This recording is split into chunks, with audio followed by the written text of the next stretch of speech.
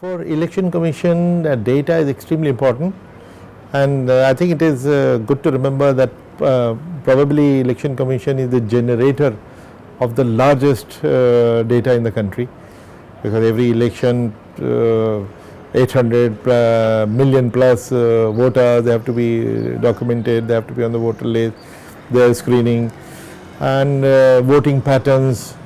Even for vulnerability mapping, we are using the data, because earlier we will classify as a polling booth as sensitive or hypersensitive based on some previous incidents of violence.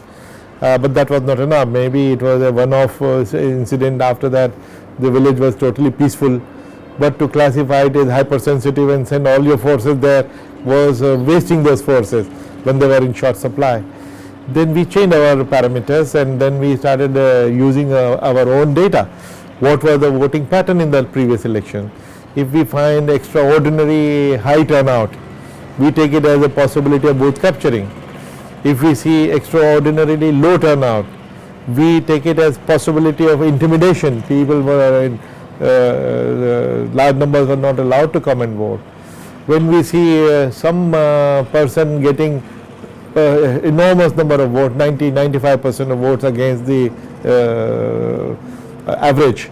So it was a reason enough for us to be suspicious, and we started flagging these, and we started putting our precautionary measures, security measures in place, and this contributed a lot to the conduct of peaceful elections. And secondly, the data was extremely helpful when we found that there was voter apathy in pockets. Urban areas were particularly notorious, and but even in some states like Bihar or UP, even in rural areas, the percentages were very low. So we started to address them using those statistics, and our strategy was that we will focus on the lowest turnout, for say 5-10 constituencies with lowest turnouts, and work on them to see how our intervention will work, voter education. And I'm very happy to say that with this knowledge, we were able to turn things around, and all those places have started giving us very high returns. We also analyze our data in terms of gender.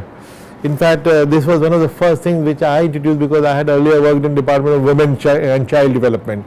So with gender sensitization, which I brought from there, among the first things which I did was to start looking at our enrollment data, voter list. And we found a huge gap between men and women, because we wanted to correspond to the gender ratio of the country.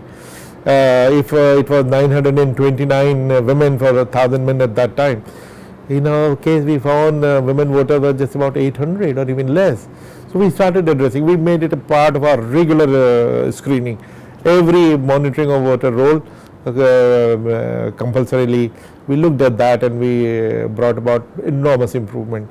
We also looked at the youth apathy, and we started analyzing the data in terms of different age segments, and we found that like 18 to 21 and 21 to 25 or 29, and youth apathy was very loud and clear. Then we started addressing that. I think the data analysis and use of the statistics has helped us enormously. Besides the normal election data, we started generating our own data through knowledge, attitude, behavior and practice surveys.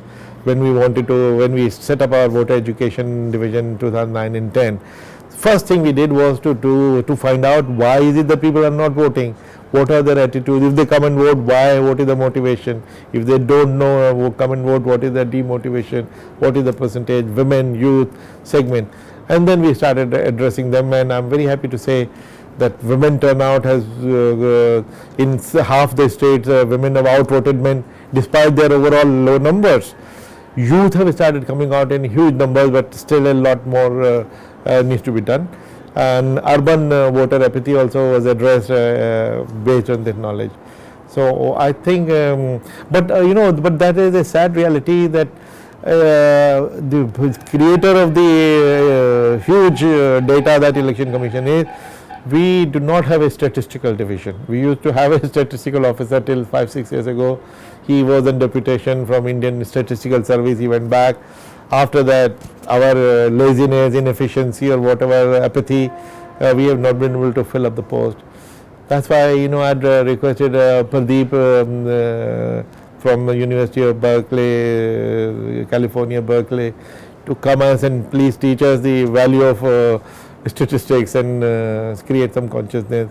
I hope something is happening.